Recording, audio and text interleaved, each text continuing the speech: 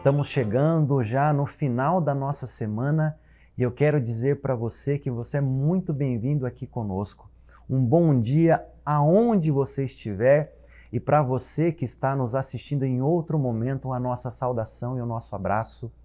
E agora é o nosso momento especial de oração. Se você está chegando aqui pela primeira vez, já faça um pedido para você. Se inscreve aqui no nosso canal do YouTube e também ativa o sininho para as notificações. Aqui embaixo nos comentários você pode interagir conosco. Você pode deixar o seu pedido de oração, o seu agradecimento, o seu comentário e também interagir com os outros inscritos, respondendo os comentários deles. Eu sou o pastor Cristiano Batista e eu convido você a orar comigo nesse momento tão especial.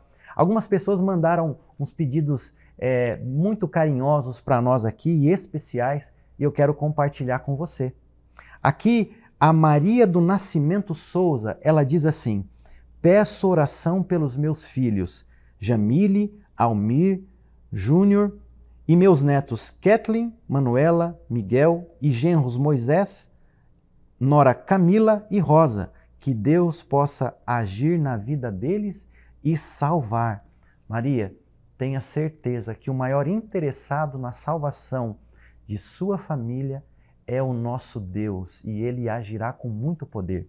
Nós também recebemos um comentário curtinho, mas muito especial da Elizabeth. Ela diz assim: amém, amém, que assim seja e Deus seja louvado, Elizabeth. Muito obrigado. A Maria do Nascimento também diz: peço oração pelos meus vizinhos, que Deus possa agir na vida deles também e salvá-los. Amém. Nossos vizinhos precisam também ser abençoados com a nossa influência, não é verdade? A Elza manda um bom dia para nós. Bom dia, Elza. Que Deus te abençoe e te dê um excelente dia na presença dele. E a Liliana, ela deixa um agradecimento. Ela diz assim: muito bom dia, pastor Arilton Oliveira. Que o Senhor, o Deus Todo-Poderoso, esteja com todos nós. Ela diz: José Edmilson, aqui de Manaus, Brasil. Um grande abraço para os nossos amigos e irmãos de Manaus. Que Deus os abençoe. Queridos, vocês sabem que Deus sempre está disposto a ouvir as nossas preces? Eu quero convidar você a se atentar comigo a um texto bíblico fantástico e apaixonante. Aqui no livro de 2 Crônicas, no capítulo 7, no verso 14 e no verso 15, Deus responde à prece do jovem rei Salomão. Salomão estava preocupado, com medo do futuro, diante de uma responsabilidade de tão novo guiar uma nação nos caminhos da salvação.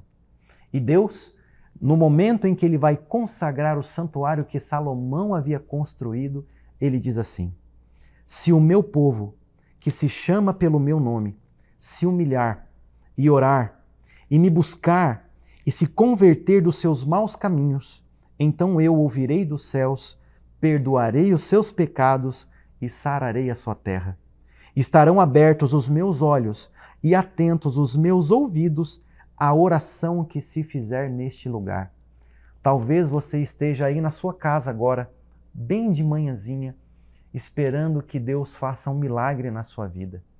Talvez você esteja nos ouvindo nesse momento no trânsito, no seu carro, diante dos desafios da vida. Talvez você esteja dentro do ônibus ou qualquer meio de locomoção indo para os seus compromissos, ou talvez você em lágrimas esteja assistindo, caiu nesse vídeo como de paraquedas, buscando alguma resposta. Saiba que Deus está disposto a te abençoar e fazer o milagre que você precisa. Eu quero convidar você a comigo buscar essa promessa de que Deus está com seus olhos abertos, os seus ouvidos atentos à nossa oração. Querido Deus, obrigado porque a Tua palavra promete que o Senhor sempre estará atento às nossas preces. Eu não sei, Senhor, neste exato momento, quem está precisando do Teu milagre, mas eu sei que talvez essa pessoa está ouvindo essa oração. É por isso, ó Deus, que eu clamo, em nome de Cristo e por seus méritos, que o nosso Deus, o Espírito Santo, vá na velocidade da luz até esta pessoa que está no trabalho, que está no trânsito, que está no seu quarto ou aonde ela estiver e a visite agora, que ela sinta a sua presença e que ela possa ter a certeza que mesmo diante de tantas lutas que ela está sofrendo, ela não está sozinha. Por favor, ó Deus, pelo amor que o Senhor é e pelo amor que o Senhor tem por essa preciosa alma, que o Senhor atenda ao seu clamor, que este teu filho sinta o teu abraço, que essa tua filha sinta o teu aconchego, na certeza de que a sua situação vai mudar e de que o Senhor do céu está olhando com muito amor e carinho por ela. Pai, por favor, o abençoe, a abençoe e dê paz ao seu coração. É o que eu te peço, em nome e pelos méritos do nosso Salvador Jesus Cristo. Amém. Pois bem, amigo, amiga, estamos agora prontos para mais um momento de estudarmos a Bíblia aqui no programa Encontro com a Vida. Hoje, chegamos ao nosso penúltimo tema da série Santuário, o Caminho de Deus. E o tema que hoje vamos estudar, um ataque ao santuário. Esse é o nosso penúltimo tema dessa série. Aprendemos aqui, ao longo desses episódios, que Jesus, ou Deus, ele sempre habitou num santuário. O santuário é a casa de Deus. Sempre existiu um santuário. Esse santuário, antes do surgimento do pecado, ele tinha funções litúrgicas. Era o local onde Deus morava e o local onde Deus era adorado. Agora, após o pecado, e nós já estudamos aqui como o pecado se originou em nosso universo, foi através daquele anjo Lúcifer que se rebelou contra o governo de Deus. Após esta rebelião, e nós descobrimos aqui através dos profetas Isaías e Ezequiel, de que esta rebelião aconteceu no santuário. Então, Lúcifer era um dos querubins que estavam lá, junto ao trono de Deus. Isso quer dizer que o pecado teve sua origem no próprio santuário, na casa de Deus.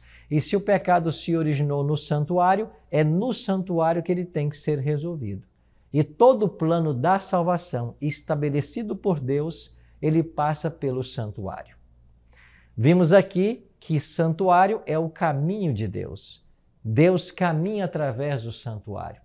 E através de toda a tipologia do santuário terrestre e depois do templo em Jerusalém, estava clara a missão do Messias. Então, Cristo viria cumprir toda a tipologia do santuário. Tudo o que havia no santuário apontava para a morte e o ministério de Cristo em favor da raça humana. Você vai se lembrar que esse anjo que caiu em pecado conseguiu arrastar em sua rebelião Adão e Eva, nossos primeiros pais. E a palavra de Deus ensina que assim como por um só homem entrou o pecado no mundo e pelo pecado a morte. Então a morte passou a todos os homens porque todos pecaram. Então todos nós somos pecadores e estávamos fadados à morte. Mas Deus estabeleceu um plano para nos salvar. E esse plano passa pelo santuário.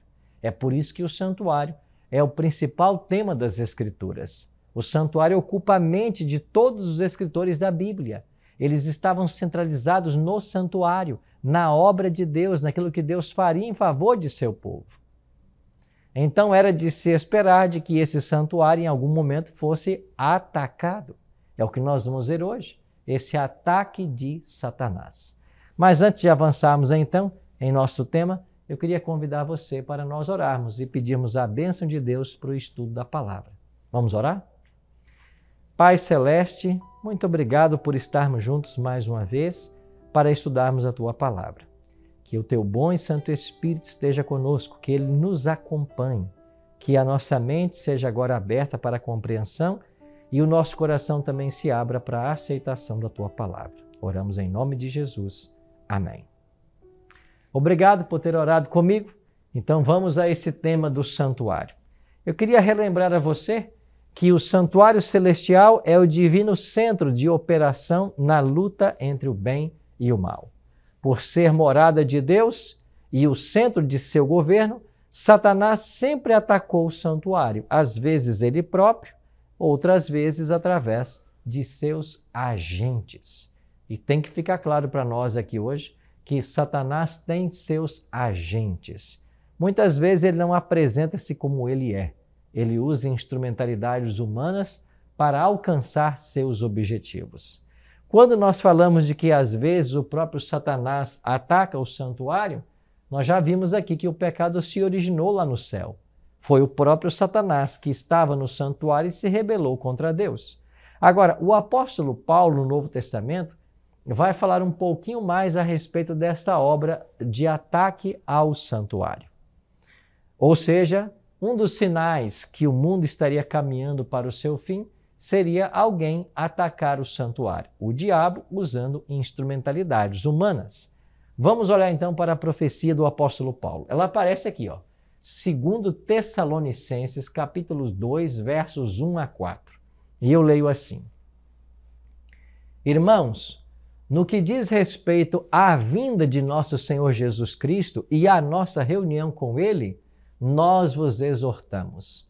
Ninguém de nenhum modo vos engane, porque isto não acontecerá sem que primeiro venha a apostasia e seja revelado o homem da iniquidade, o filho da perdição, o qual se opõe e se levanta contra tudo que se chama Deus ou é objeto de culto, a ponto de assentar-se no santuário de Deus, ostentando-se como se fosse o próprio Deus. Você entendeu as palavras do apóstolo Paulo? Ele está falando da vinda do Senhor e ele está dizendo: o Senhor não voltará, isto não acontecerá sem que primeiro seja revelado o homem da iniquidade, o filho da perdição. Quem é esse homem da iniquidade? Quem é esse filho da perdição? Paulo começa a dar características, o qual se assenta, ou melhor, o qual se opõe contra tudo que se chama Deus ou é objeto de culto, a ponto de assentar-se no santuário de Deus, ostentando-se como que se fosse o próprio Deus. Agora dá uma olhadinha aqui. Imagine você que Deus está no seu trono. Do seu trono, ele governa o universo. Agora, alguém tentaria ou atentaria contra o governo de Deus, ostentando de tal maneira que teria a capacidade de assentar-se no trono de Deus, parecendo ser o próprio Deus. Bom, Deus não permitiria nunca que nenhuma criatura subisse lá aos céus, ao terceiro céu, onde está o seu trono, e se assentasse no seu lugar. Mas alguém tentaria, aqui na terra, ocupar a posição que pertence somente a Deus. E eu queria dizer o que vou dizer hoje com todo o carinho e respeito que você merece, porque eu acredito que se você está assistindo esse programa, é porque você tem o desejo de aprender mais da palavra. Eu acredito que se você está assistindo esse programa agora tão cedo na manhã, ou em algum momento, agora no YouTube, é porque você deseja o céu.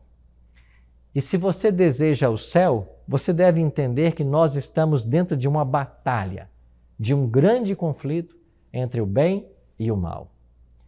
E o tema de hoje é um tema que você precisa estar muito atento, porque certas coisas serão ditas não para falar mal de ninguém, não para ferir religião, não para tocar em nenhum sentimento, mas nós vamos falar o que temos que falar porque é a verdade que Deus deseja que todas as pessoas conheçam. Então, hoje no programa, você vai conhecer certas verdades e nós precisamos estar humildes para que Deus nos ensine através de sua palavra. Nós precisamos estar humildes para que o Espírito Santo de Deus trabalhe em nossa mente e nos leve a toda a verdade, como Jesus mesmo prometeu. Quem é esse poder que Satanás usaria para tentar se opor a Deus? Esse poder é a Igreja Romana. Isso mesmo que você ouviu. A Igreja Romana tem sido um instrumento que o diabo tem usado para atacar as verdades que estão na palavra de Deus.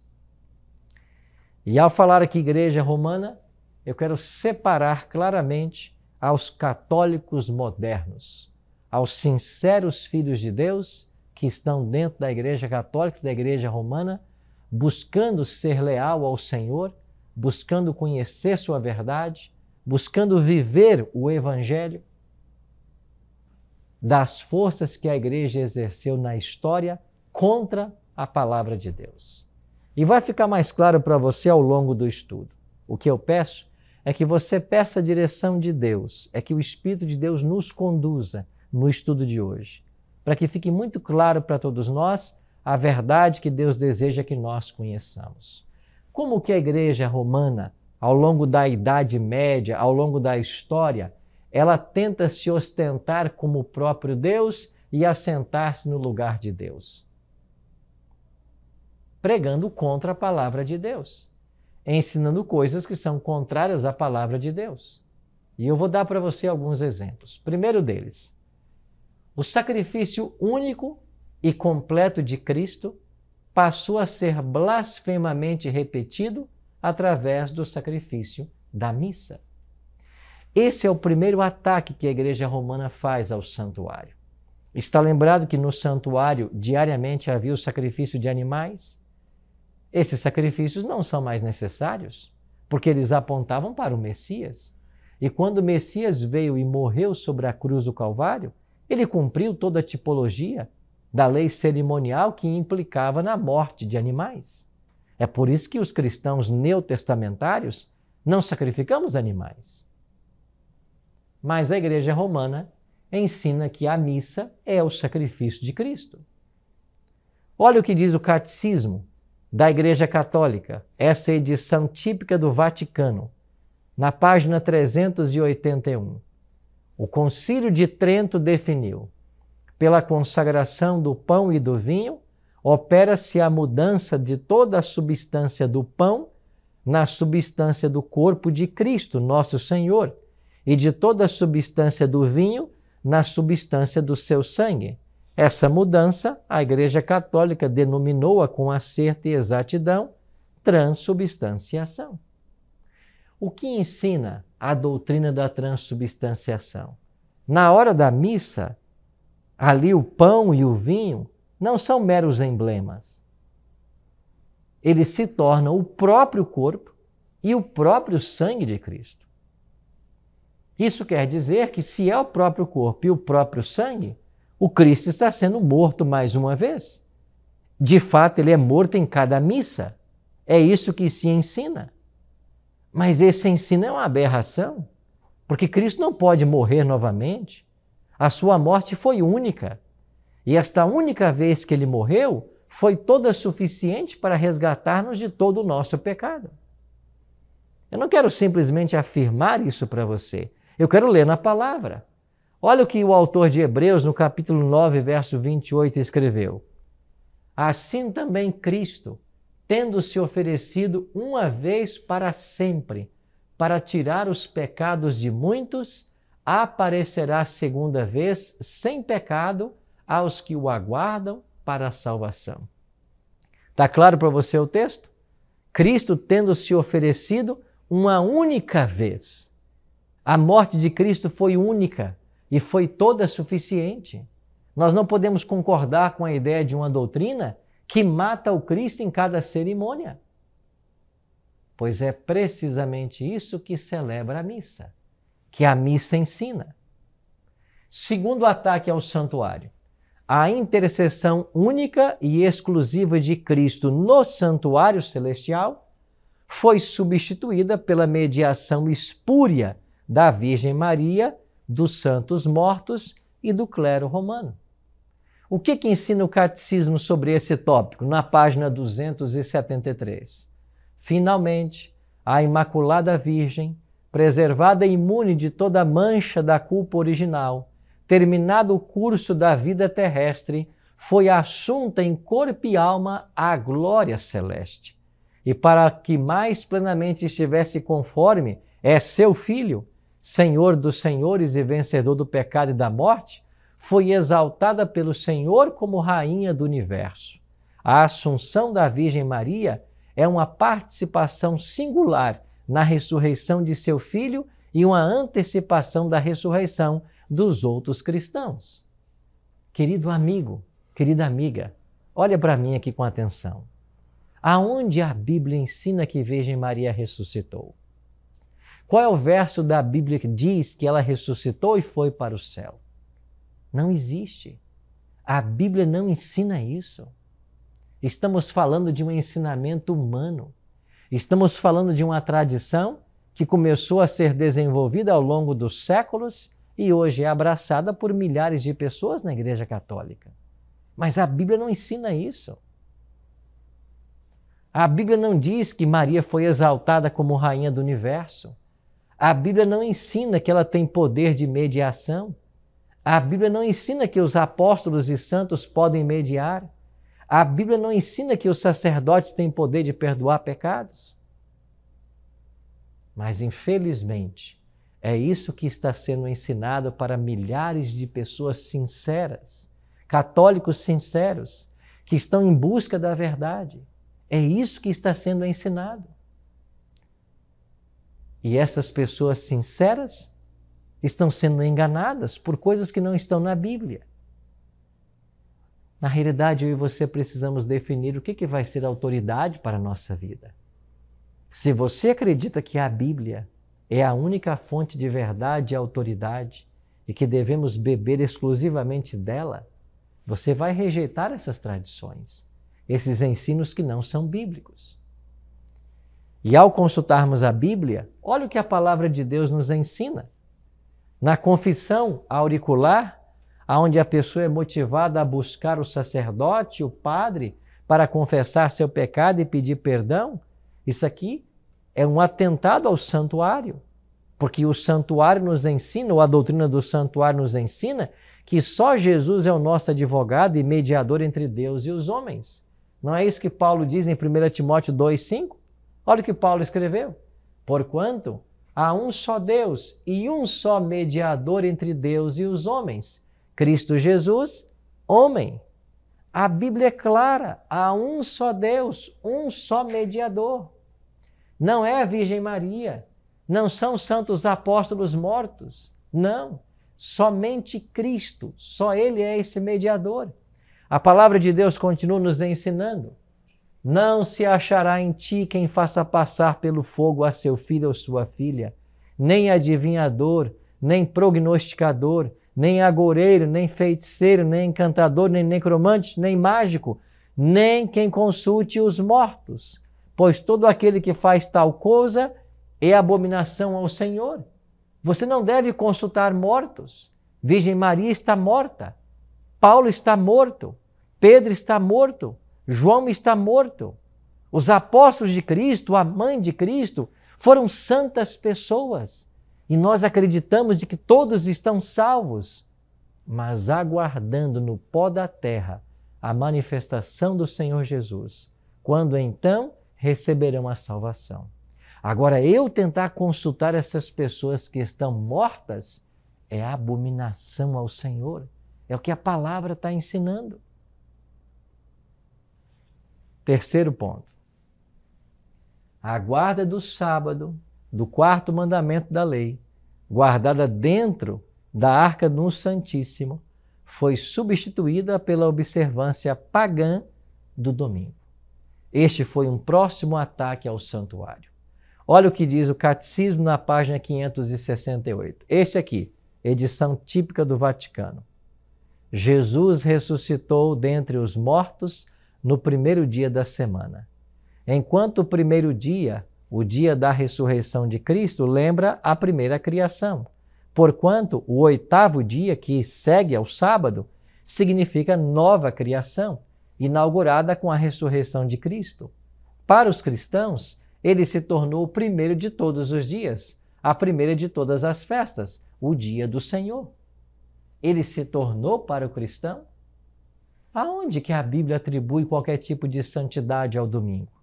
É verdade que Jesus ressuscitou no domingo. Existem pelo menos 8 textos falando da ressurreição de Cristo no Novo Testamento e ele ressuscitou no domingo. Mas não existe nenhum texto no Novo Testamento dizendo que porque ele ressuscitou, ele fez desse dia um dia santo. Pelo contrário, a Bíblia ensina que a lei do Senhor é eterna. Ela é a base do seu governo, norma do juízo. Como que alguém pode tentar alterar a lei de Deus? Como que alguém pode tentar tirar o quarto mandamento da lei de Deus, substituindo o sábado pelo domingo? Isso foi um processo, uma mudança histórica, operado pela própria Igreja Católica. Foi a Igreja Católica quem, ao longo dos séculos, foi deixando o sábado de lado e tentando exaltar o domingo em suas cerimônias, até que o cristianismo acabou abraçando isso como uma verdade bíblica.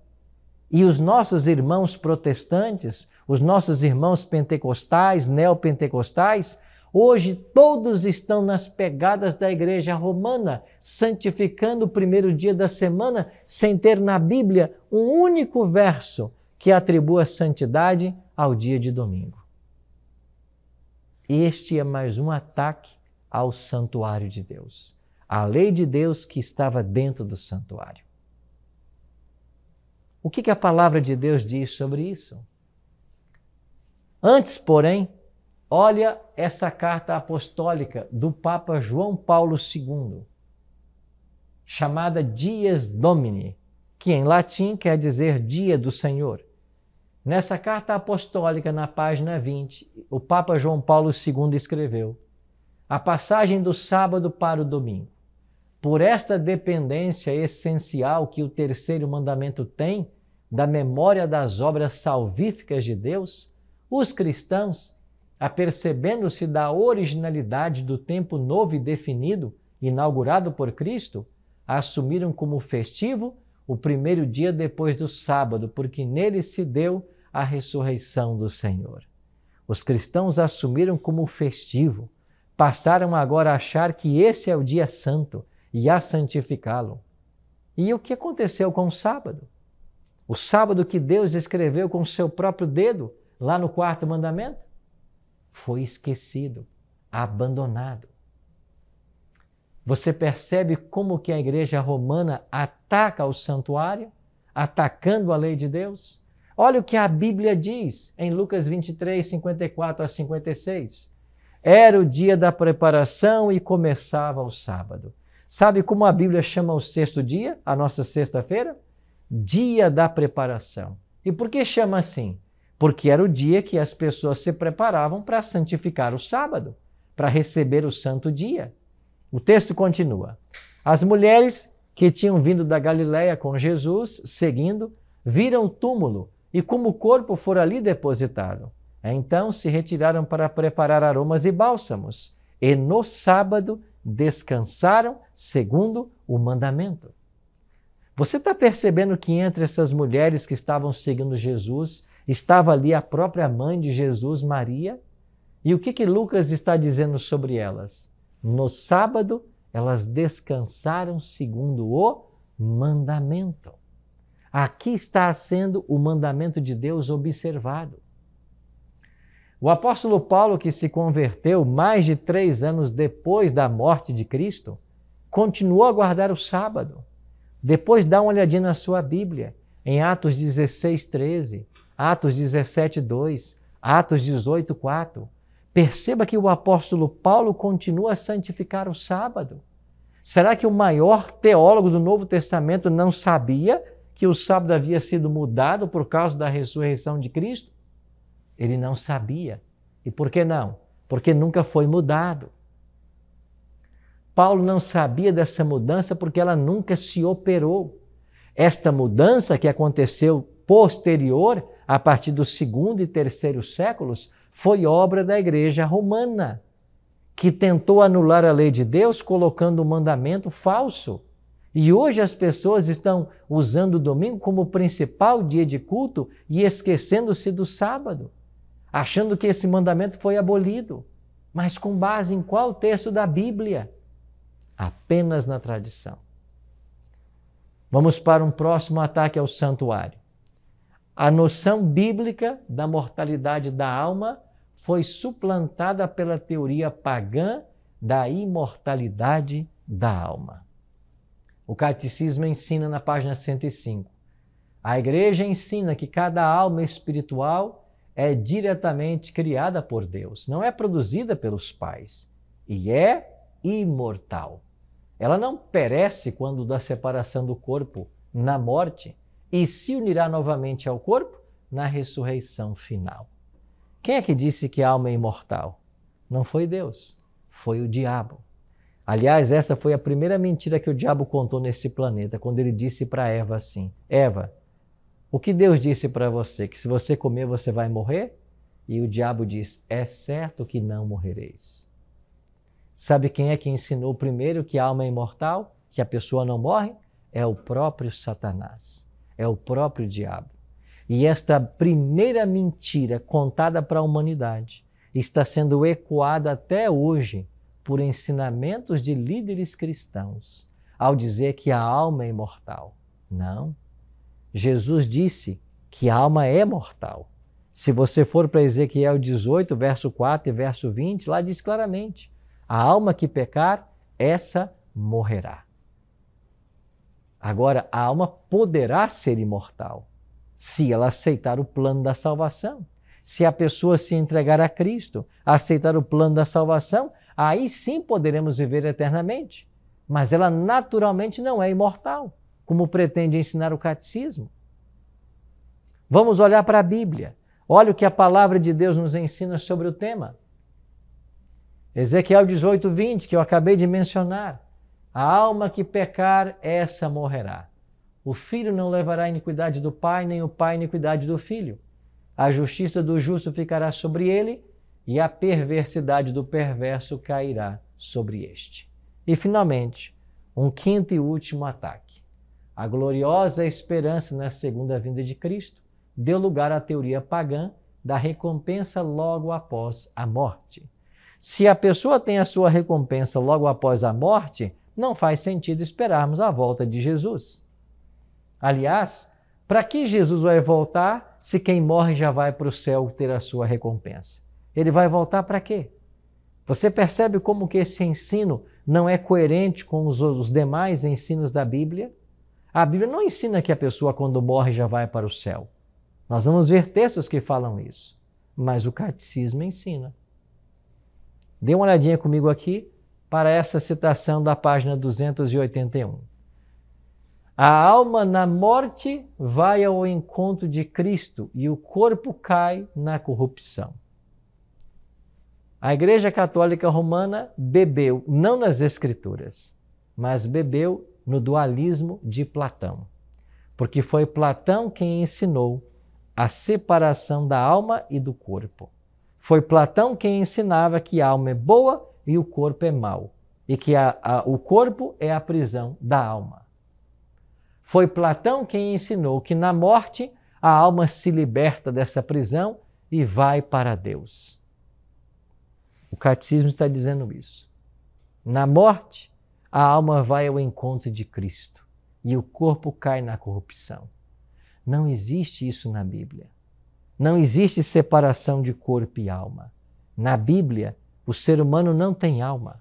Na Bíblia, o ser humano é uma alma. Para você atestar essa verdade, basta ir para o livro de Gênesis, para o livro das origens. Lá diz que Deus fez um boneco de barro, soprou em suas narinas o fôlego de vida. E o que mais diz o Gênesis? O homem passou a ser alma vivente. O que é uma alma vivente? É a junção do pó da terra ao fôlego de vida. Deus nos criou como pessoas, como almas. O melhor sinônimo na língua portuguesa para alma é pessoa. É por isso que na linguagem da aeronáutica é dito: quantas almas vocês têm a bordo? 150 almas.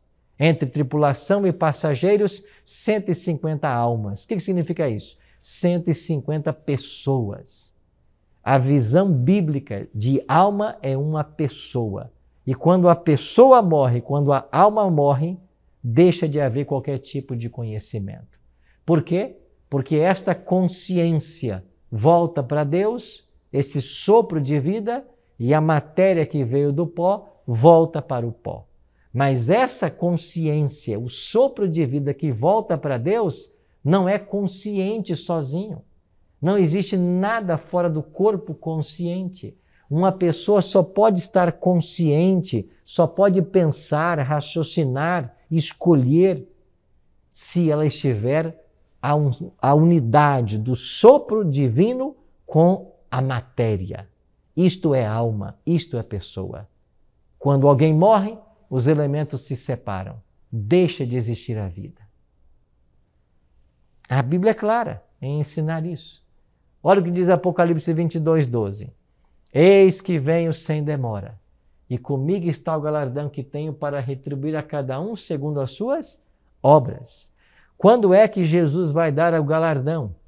Eis que venho sem demora, e comigo está o galardão, está com ele. A recompensa da vida eterna só será dada quando Jesus voltar. Esta ideia de que alguém quando morre já vai para o céu, para o inferno, purgatório, isso tudo é falso e se baseia em pressupostos humanos e não na palavra de Deus.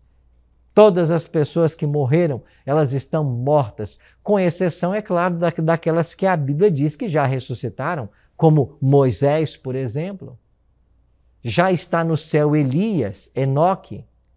A Bíblia diz que eles foram para o céu. Deus os levou. Aliás, Moisés, Elias e Enoque são as únicas exceções nominais que a Bíblia apresenta de pessoas que já estão no céu. Há outras, quando Jesus ressuscitou, vários ressuscitaram também com ele, mas nós não sabemos quem eles são. Todos os demais estão mortos, aguardando o quê? A volta de Jesus. Quando então eles receberão galardão? Isso quer dizer que essa história de alguém quando morre já vai para o céu, ela não se sustenta à luz da Bíblia. Meus queridos, todas essas verdades nós estamos trazendo para você em busca de uma resposta.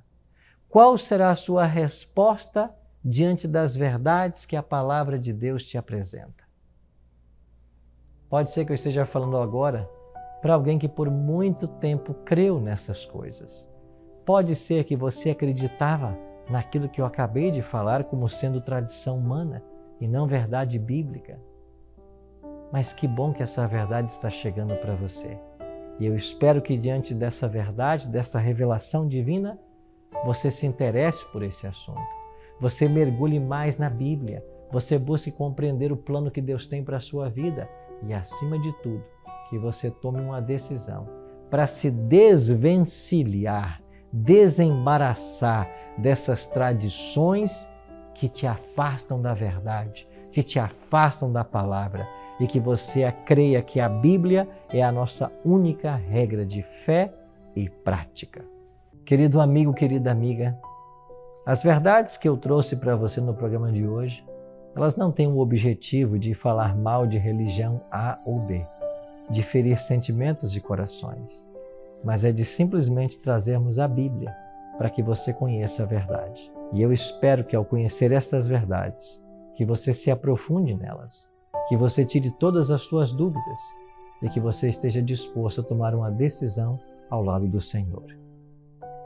Eu queria orar por você hoje, orar para que Deus te ajude, orar para que Deus dê a você sabedoria e forças para tomar todas as decisões que você precisa tomar para estar com a sua vida em harmonia com a palavra de Deus e assim se preparar para a volta do Senhor Jesus. Ora comigo.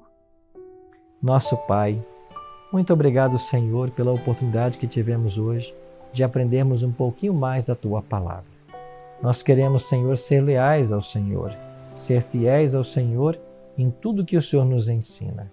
Por isso, Pai, nos colocamos humildemente em Tuas mãos, suplicando que o Senhor nos abençoe e que o Senhor nos ajude. Em nome de Jesus. Amém.